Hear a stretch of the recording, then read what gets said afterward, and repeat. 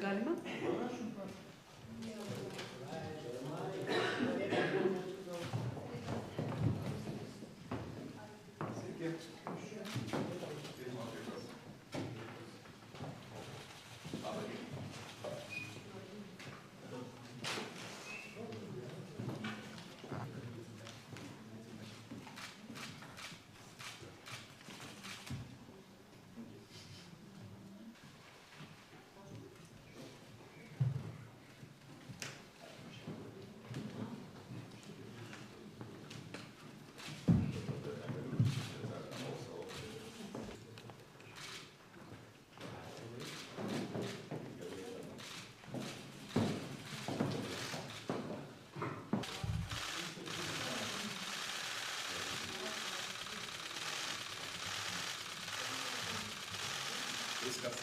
Na, pirmasis darbas, kaip jūs žinote, yra apibrėžtas Konstitucijoje ir tai būtų vyriausybės įgaliojimų priėmimas ir vyriausybės formavimas vėl iš naujo.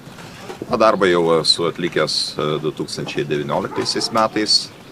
Manau, kad prezidentas net ir esant štai tokiam, kai sakoma, daugiau techniniam vyriausybės pertvarkymui, vis dėlto prezidentas turi imtis iniciatyvos ir įnešti tam tikras korekcijas, jeigu mano, kad reikalinga tai padaryti, o aš manau, kad tai reikalinga padaryti.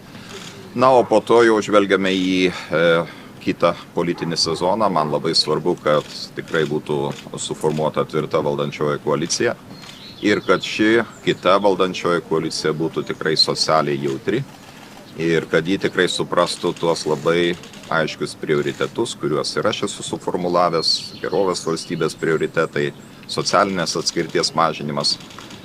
Tikiu, kad viskas bus gerai.